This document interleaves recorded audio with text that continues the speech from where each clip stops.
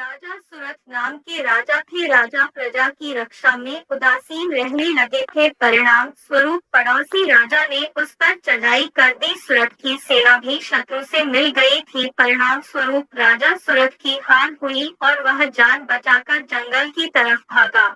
उसी वन में समाधि नाम का एक बनिया अपनी स्त्री एवं संतान के दुर्व्यवहार के कारण निवास करता था। उसी वन में बनिया समाधि और राजा सूरत की भेंट हुई। दोनों का परस्पर परिचय हुआ। वे दोनों घूमते हुए महर्षि मेघा के आश्रम में पहुँचे। महर्षि मेघा ने उन दोनों के आने का कारण पूछा तो वे दोनों बोले कि हम अपने सगे संबंधियों द्वारा अपमानित एवं तिरस्कृत होने पर भी हमारे हृदय में उनका मोह बना हुआ है। इसका कारण क्या है? महर्षि मेघा ने उन्हें समझाया कि मन शक्ति के अधीन होता है और आदि शक्ति के अविद्या और विद्या दो रूप है। विद्या ज्ञान स्वरूप है और अविद्या अज्ञान स्वरूप। जो व्यक्ति अविद्या अज्ञान के आदिकरण रूप में उपासना करते हैं उन्हें वे विद्या स्वरूपा प्राप्त होकर मोक्ष प्रदान करती है। इतना सुन राजा सूरत ने प्रश्न किया है, महर्षि देवी कौन है? उसका जन्म कैसे हुआ? महर्षि बोले, आप जिस देवी के विषय में पूछ रहे हैं वह नित्य स्वरूपा और विश्वव्यापिनी है। उसके बारे में ध्यान पूर्वक सुनो। कल्पांत के समय विष्णु भगवान क्षीर सागर में अनंत शैया पर शयन कर रहे थे। तब उनके दोनों कानों से मधु और कैटभ नामक दो दैत्य उत्पन्न हुए। वे दोनों विष्णु की नाभि कमल से उत्पन्न ब्रह्मा जी को मारने दौड़े। ब्रह्मा जी ने उन दोनों राक्षसों को देखकर विष्णु जी की शरण में जाने की सोची, परंतु विष्णु भगवान उस समय सो रहे थे। तब उन्होंने भगवान विष्णु को जगाने हेतु उनके नयनों में निवास करने वाली योग निद्रा की स्तुति की।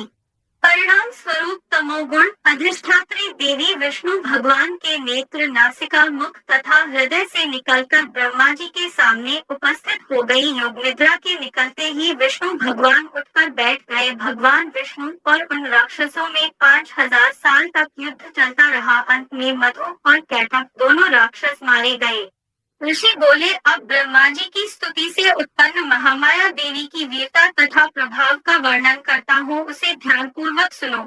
एक समय देवताओं के स्वामी इंद्र तथा दैत्यों के स्वामी महिषासुर में सैकड़ों वर्षों तक घनघोर संग्राम हुआ। इस युद्ध में देवराज इंद्र की पराजय हुई और महिषासुर इंद्रलोक का स्वामी बन बैठा। अब देवतागण ब्रह्मा के नेतृत्व में भगवान विष्णु और भगवान शंकर की शरण में गए। देवताओं की बातें सुनकर भगवान विष्णु तथा भगवान शंकर क्रोधित हुए। भगवान विष्णु के मुख तथा ब्रह्मा जी और शिव जी तथा इंद्र आदि के शरीर से एक तेज पुंज निकला, जिससे समस्त दिशाएं जलने लगी और अंत में यही तेज पुंज एक देवी के रूप में परिवर्तित हो गया। देवी ने सभी देवताओं से आयुध एवं शक्ति प्राप्त करके उच्च स्वर में अट्टहास किया, जिससे तीनों लोकों में हलचल मच गई। महिषासुर अपनी सेना लेकर इस सिंहनाद की ओर दौड़ा। उसने देखा कि देवी के प्रभाव से तीनों लोग आलोकित हो रहे हैं।